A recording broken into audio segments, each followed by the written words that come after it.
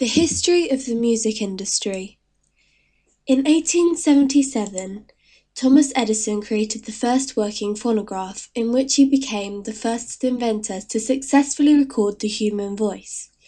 This would have made music more accessible to people, as they wouldn't have had to rely on going to see live music, and instead they could enjoy music in the comfort of their own home. In 1888, Emily Berliner invented the gramophone. It uses a disc rather than a cylinder like the phonograph. In the 1900s, the developments in the materials and production techniques of both the disc and the cylinder give recordings a more clear and dynamic sound. This would have meant that the people were able to experience better quality music, making the listening process more pleasurable. Mass production techniques for both technologies improved, which would have reduced the prices for the gramophone, and their popularity may have risen. This meant that an increasing number of people may have been able to afford them. This could have caused a larger demand for music and musicians to listen to, and the music business suddenly became big. In the 1920s, America began to mass-produce commercial radios, meaning music was very accessible for listeners and people could start to develop a taste in music and hear genres that they may not have come across before. However, this popularity of free radio broadcast led to a decline in record sales. In 1925, Bell Telephones introduced electrical amplification, and the first electrically recorded discs went on sale. In 1954, Elvis Presley recorded That's All Right Mama. Elvis began a new era for music. He was idolized by loads of fans, and he was one of the first artists loved by both black and white people. This would have meant that all people were able to share their love of music together. In 1962, Phil Spector invents the wall of sound. This wall of sound created a dense aesthetic that came across well on AM radio and jukeboxes that were popular in this era. This may have meant that the quality of sound was improved.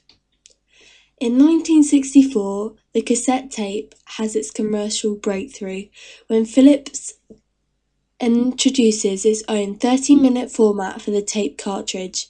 This would have meant that people were able to listen to full albums and had a mixture of different artists all on one tape. Also in 1964, the Beatles became massive. The Beatles' music influenced other artists around them. The Toronto Star noted that Beatlesque music was being produced by artists including everyone from Panic at the Disco to Billy Joel to the Red Hot Chili Peppers. This would have affected the style of pop music in the charts. In 1972, David Bowie created one of the most influential albums of the decade. Bowie used music and personality to push social boundaries. In 1996, Bowie broke new ground with the first internet-only release of his single Telling Lies. This was the first quick, easy way to get music. This could have reduced the production costs of CDs and made music again even easier to access. In 1975, Queen released the first proper music video of their song Bohemian Rhapsody. The introduction of music videos added to the excitement surrounding a new single. The video also added a visual aspect to the artist and their music. In the 1980s, Philips and Sony announced plans to work together to come up with a uniform standard for compact disc. In 1982, record companies announced a worldwide standard that ensured all CDs would play on CD players. This made the industry a lot of money. In 1981, MTV was launched.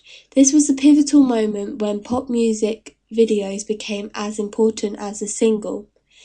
The first television channel devoted totally to music, MTV has grown into a global brand.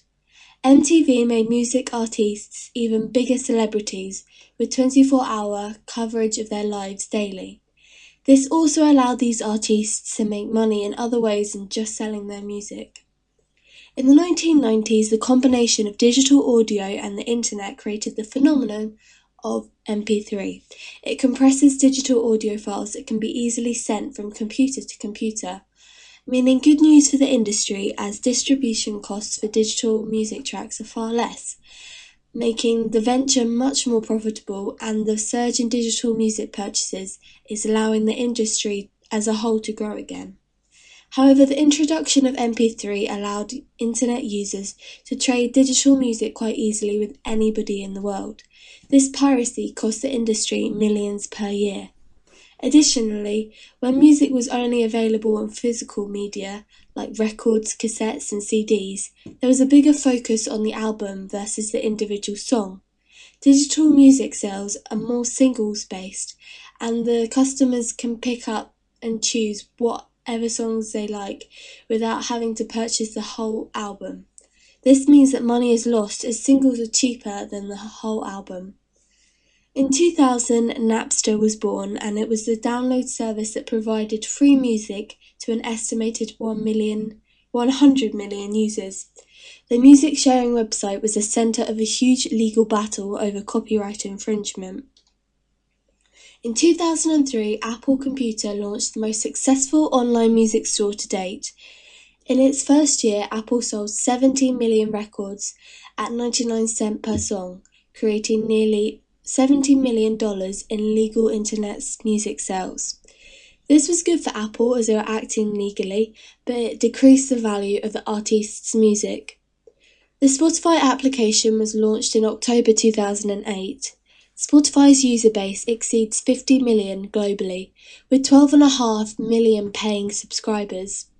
Each play only gives 0.0011 cent to the artist, meaning that artists like Taylor Swift say that streaming is not much different from piracy. A benefit for the users of Spotify is that nothing is for sale because everything is available. The kind of choices made on iTunes, such as I like this song but not enough to buy it, don't matter anymore. People can listen to the genres that they love and discover new songs and artists that they like at their own free will.